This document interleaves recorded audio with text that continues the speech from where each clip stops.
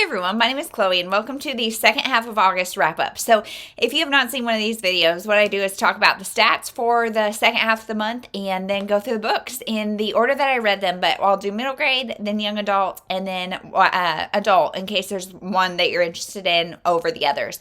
And second half of August has been like crazy. I don't know, July was very slumpy for me, and then the beginning of August kind of slower, and now I am back. My kids are back. We have been kind of taking a break of chapter books not taking a break, but cooling down with chapter books for them and reading more picture books.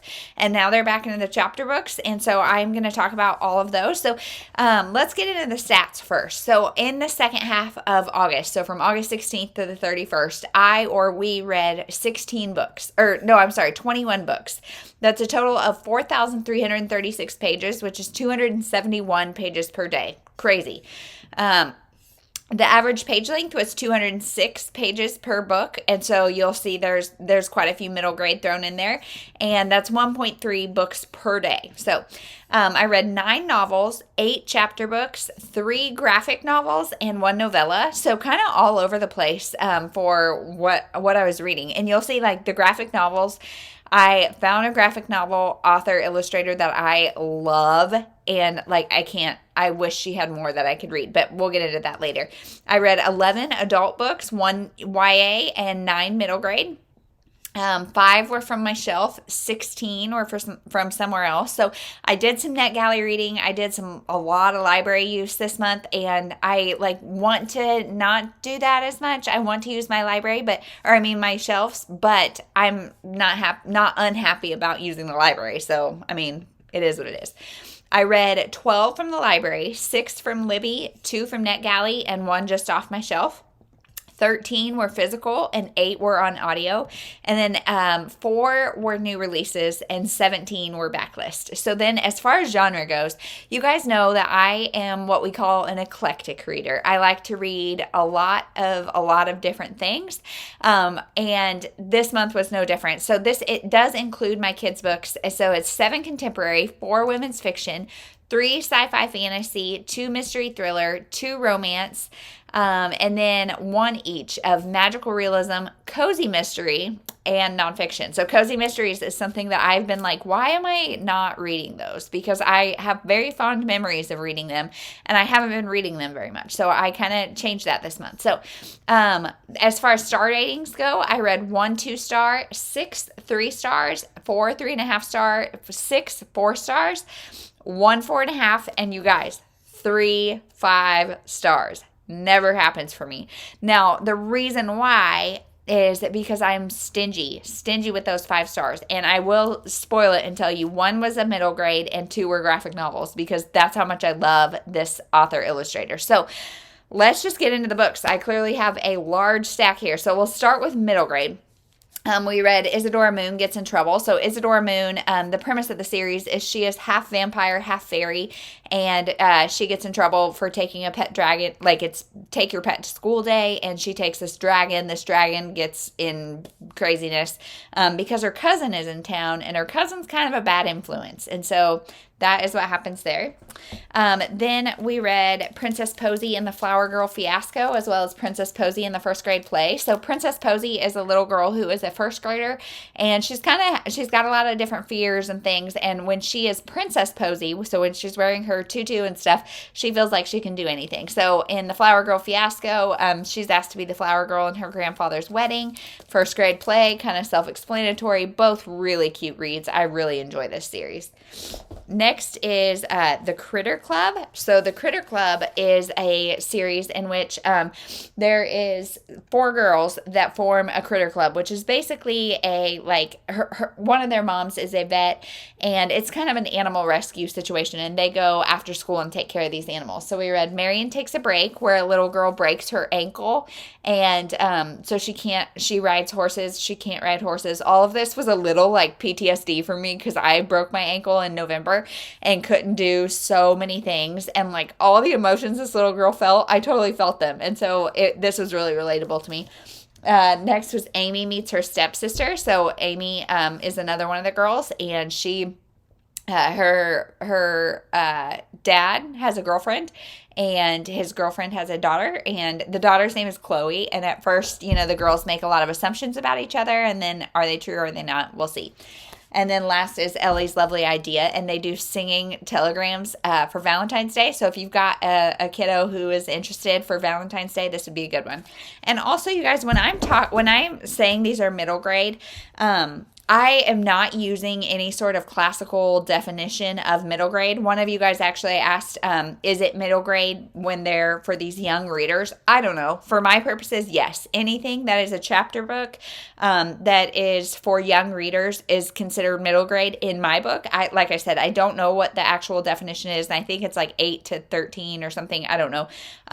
But so these are all my daughters are 5 and 3, but these are all read alouds, and they have pictures on most pages. I would say these are the early elementary years. My daughter could read most of these by herself, so I would say these are probably first, second, maybe third grade. So yeah, just a heads up for like definition's sake that maybe these aren't actually middle grade, young readers, whatever. For my purpose, they're middle grade. Anyway, Daisy Dreamer is another series that you guys have heard me talk about this, that is not my favorite series, but you guys, this is a series that is actually getting better and better. So the first one was the Ice Castle. The premise of this series is this little girl named Daisy. She made an imaginary friend named Posey, and he lives in the world of make-believe. And so she goes to the world of make-believe, and there's an ice castle and a Yeti that they wake. And then this one was one of my 5 stars because this is so good. This is the wishing well spell. And so they find this well and they're like, oh, let's make a wish. And Posey's like, okay, but this wishing well has actually been broken for 40 years. And so, or something like that. Maybe I made that up. But it's been broken for a while. And so then Posey fixes it, and any wish that has been thrown in for the past 40 years or whatever it may be comes true. And so these little people who are now like her mom wished when she was a little girl for a horse or a unicorn or something. So now there's this giant horse in their house, and like one of them wished to be a grown up. And so then she was a grown up and nobody else was. And so is that really as great as it seemed? One wished to be able to talk to animals, and so then the animals wanted everything from her.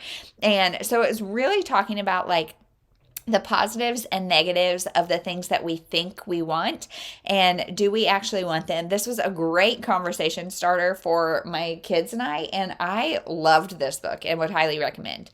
And then last in the middle grade is Heidi Heckelbeck is Ready to Dance. Now, I don't like Heidi Heckelbeck at all. We have read, I don't know what number this is in the series. We read the earlier books in the series, last year sometime, I think, and I just don't really like it. They're snotty, the attitude is not good, and my daughter's been asking for it, so we got another one out, and I'm hoping we're done with this series, and I think we are. I mean, I don't believe in banning books, censoring things super strongly for them, especially about this stuff, but this is just not treating each other well. And I used it to talk to her about this isn't how we talk to people. She treats her friends bad, she treats her sibling bad, she just is snarky and catty and kind of bratty, and I don't enjoy it. And so I give this, 2 or 3 stars, and we talked a lot about it, and we're talking about why it's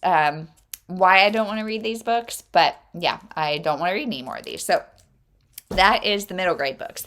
Now, the one YA I read was Inheritance by Katharine McGee. So this is the 0.5 novella that comes before the Royals series. And the series as a whole, the premise is that what would have happened if America became a monarchy instead of a democracy, and the Washington family rules.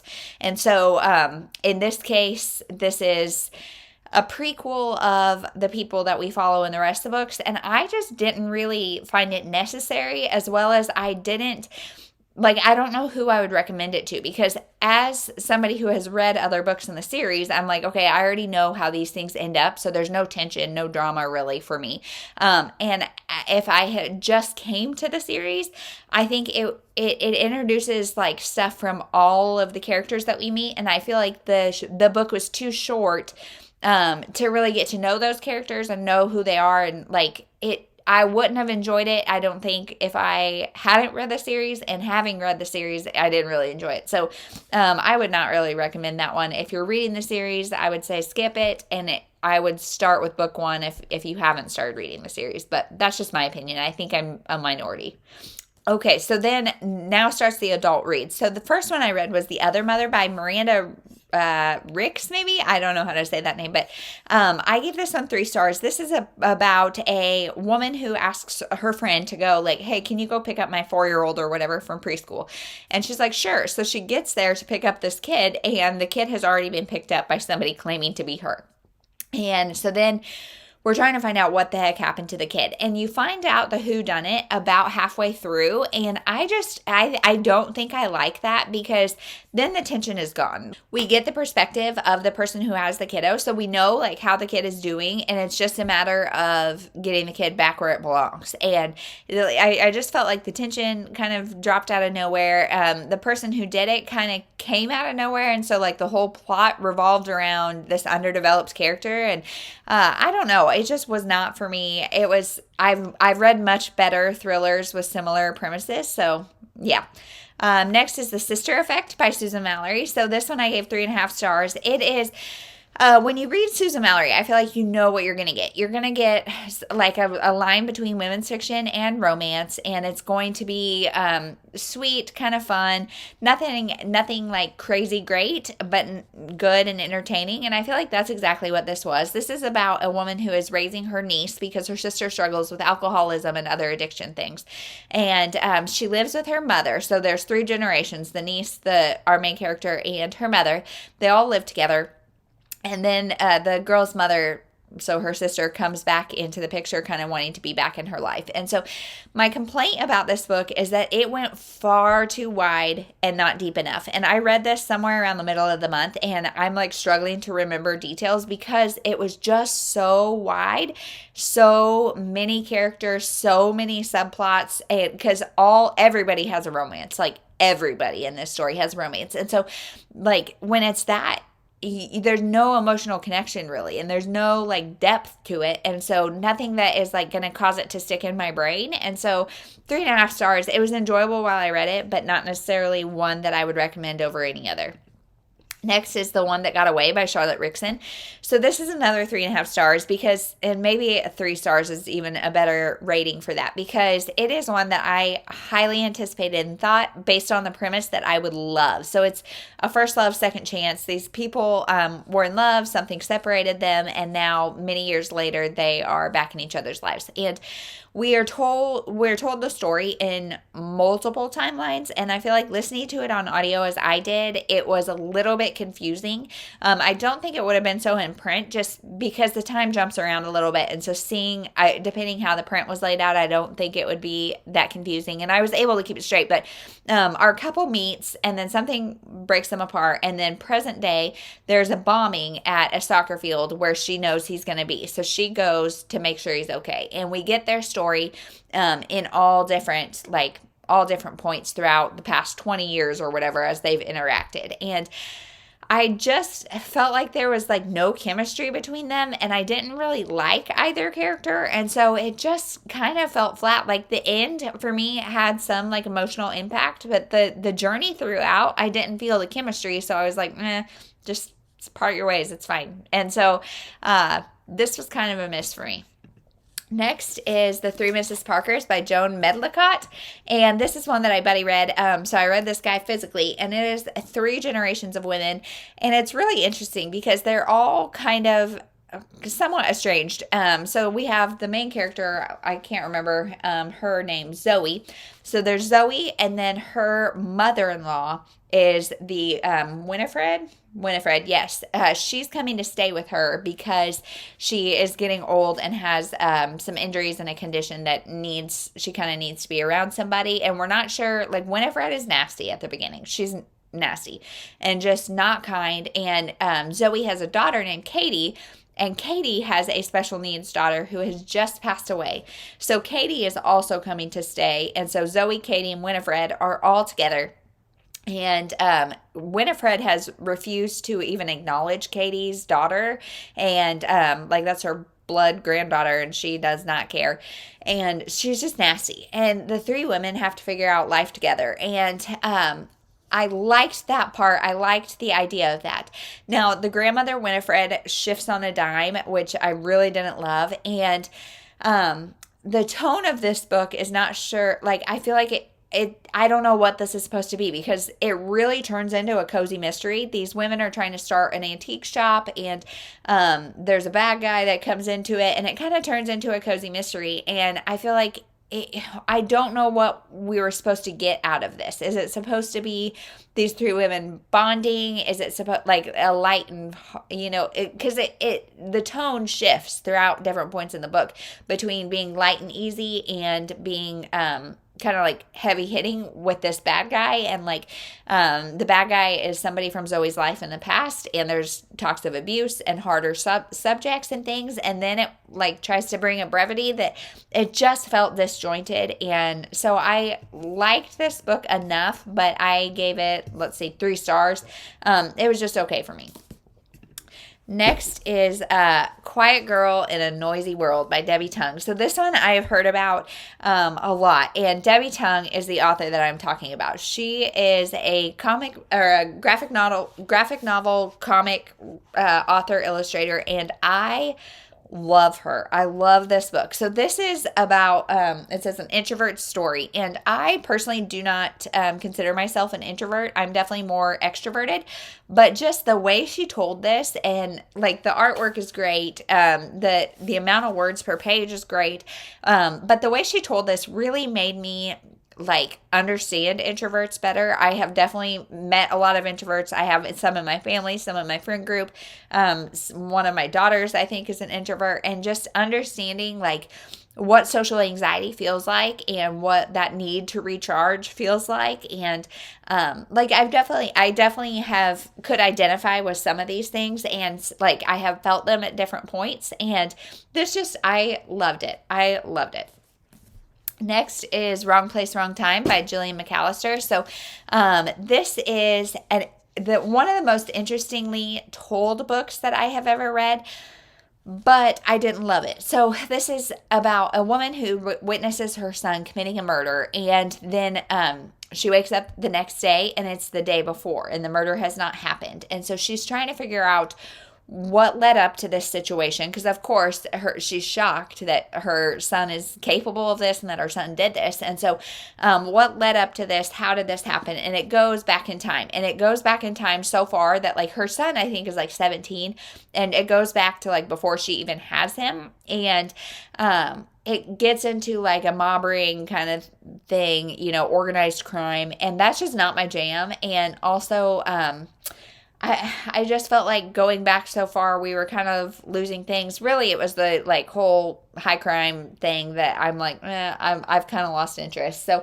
this one was not for me, but I might keep it on my shelves just to see if I can like read it physically and maybe like it better. Because like the chapters are like day minus 13 and then what time. And so it's all relative to the time of this murder. So I really appreciate the uniqueness of this, but I did not love it. Next is Meet Me at the Lake by Carly Fortune. So this is one that I was highly anticipating because I liked her first one, but I like the Christina Lauren version better. But anyway, I was really looking forward to this, and I did not like this at all. I think I gave it 3 stars. The writing style is great. I like her writing style. I was intrigued throughout enough, I guess. But the premise of this is a couple of people meet at the lake, obviously one summer when they're in their early 20s. They agree to meet. They have this whirlwind 24 hours, and then they agree to meet 1 year later. He doesn't come, she does. So now it's 10 years later, and they're back in each other's lives, and hijinks ensue. It is supposed to be this epic romance that is founded on 24 hours. And like, I get it, but 10 years later, she's still kind of hung up on him. And like, if he didn't show up, sister, he's just not that into you. Like, I'm sorry, it is not worth spending 10 years of your life. And so I just thought that whole part was stupid. I didn't like either of the main characters. I could go on and on. I read this, I think as a part of the back to school readathon. And so I'll link that down below. You can hear more of my thoughts. I just didn't like this. Next is Assaulted Caramel by Amanda Flower. So this is the first in an Amish candy shop mystery. So this one is about a girl who, she's a chocolatier, and she goes, her grandpa and grandmother own like a candy shop, candy shop, and she goes back because he is sick. Now she only can go back for the weekend because she's got this big like promotion potentially coming up. And while she goes back, she finds out that like this man is trying to buy almost all of the businesses on like Main Street or whatever. And he's targeting the candy shop as well. He wants to buy these. And for some reason, some way, he is able to like con people into selling them their stuff. I don't know. He's like comes off as this really brass, what is that? Crass? No, I don't know what the word I'm looking for is, but this really aggressive guy. And so then he winds up dead in the candy shop. Who did it? So she is like one of the main suspects with it, which I just think was kind of a reach. Like honestly, her motive, I guess, would have been like she was just coming into town to kill this guy on behalf of her grandpa. Her grandpa is also a suspect, and he's like really sick. So I just thought the police in this were like silly. I mean, it's one thing to, like, of course you've got an amateur sleuth trying to figure out what happened or who done it. And the police always kind of take a back seat in these books, but like in this one, they're like really silly. So, I thought this was okay. 3.5 or 3 stars. I wouldn't really recommend it. I'm not itching to pick up the rest of the series, but it was all right. Next is Who We Are Now by Lauren Chamberlain. So this one is one that I got from the library because it's a new release that I just could not wait to get my hands on. I don't know why. I heard somebody talk about it and I had to have it. And this is about 4 friends. It opens in 2018 and we're at one of their funerals. We don't know who, don't know what happened, none of that.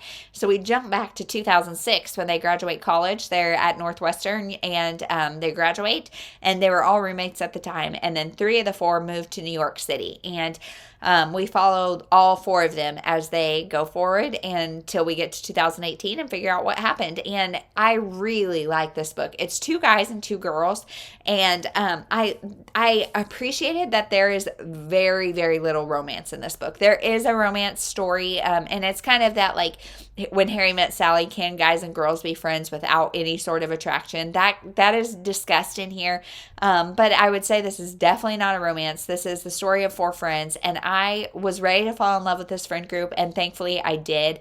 I really enjoyed this. I did guess who died, and yet it was still super heartbreaking at the end. So this I also read for the back to school readathon, so you can check out more of my thoughts there.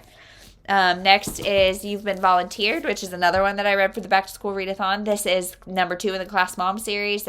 Nothing really to say about this one except in the first one, this woman becomes class mom to her either kindergarten or first grader, and she has, this is like a later in life kid. She has 2 grown daughters, and in this one, her grown daughters have a story, and she is back being class mom in 3rd grade, and so it's her same snarky humor that I think is really funny, and I like these books are just perfect kind of easy reads to start over. They're also set in Kansas City where I live, and Lori Gilman is not from Kansas City, but she's obviously spent a lot of time here because while everything is not correct, there's a lot of stuff that was really funny and just things that I see every day, and so I really enjoyed this book and love the series.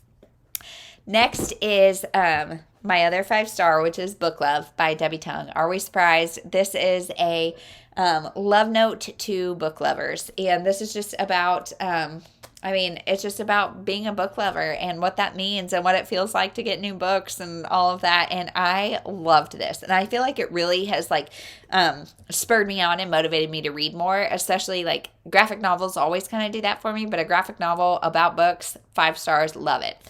And then last is Everything is Okay by Debbie Tung. So now I think I have read all of her graphic novels. I don't think she has any more. She does have some comics posted, or or maybe published. I don't know. I need to look more into it because I just love her writing style, her art style. I love it all. And this is about her journey with depression. And I give this 4.5 stars. Depression is not something that, like, I'm more of an anxiety sufferer. Depression is not something I chronically suffer with. And so this, while it was relatable at times, it was also a really great portrayal of, like, the juxtaposition in your head of, like, I know this is not logical, but I still feel this way. And I feel like that's relatable for everybody. I gave this 4.5 stars instead of 5 just because it does get a little like Hallmark made for TV movie at the end with like inspirational messages about getting help and getting better. But like, I feel like it's such a fine line. I don't know what the perfect line would have been between like sharing the hard stuff and knowing that like it's hard, and then also being motivating and inspiring for people who are still in it, that like they can get out.